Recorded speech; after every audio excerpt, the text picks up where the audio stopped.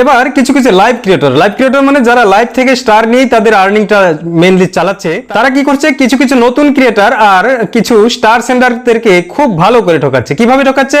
ধরুন আপনি একজন স্টার সেন্ডার, আপনি তার লাইভে গেলেন, যাওয়ার সঙ্গে সঙ্গে আপনি অনেক বড় ফুলের ভালোবাসা দিয়ে দিলেন, তো আপনাকে বসে দিল পিনে।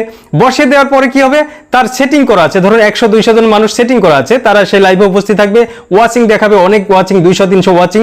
তো সেই ওয়াচিং থেকে আপনাকে তারা ফলো করবে, 200 জন বা 150 জন ফলো করবে, আর সে গুনে গুনে দেবে 1 2 10 20 40 50 এভাবে গুনে গুনে দেবে। আপনি খুব খুশি হয়ে চলে আসবেন। আসার পর কি হবে, যখন লাইভ শেষ হবে তারা কিন্তু ধীরে ধীরে আবার আনফলো করবে।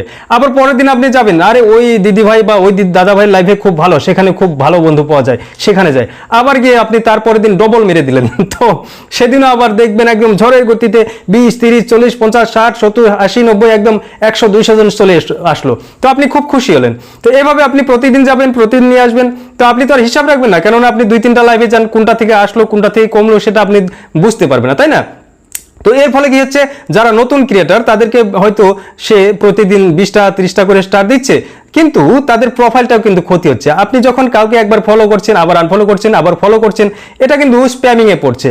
আর যারা স্টার সেন্ডার তাদেরও প্রোফাইল খারাপ হচ্ছে, কেন সেটাও কিন্তু একটা আপনি নজরে এসে যান ফেসবুকের, যে নিশ্চয় উনি কোনো খারাপ কাজ করেছে, না হলে এই 200 জন মানুষ একবার ফলো করে আবার আনফলো কেন করবে?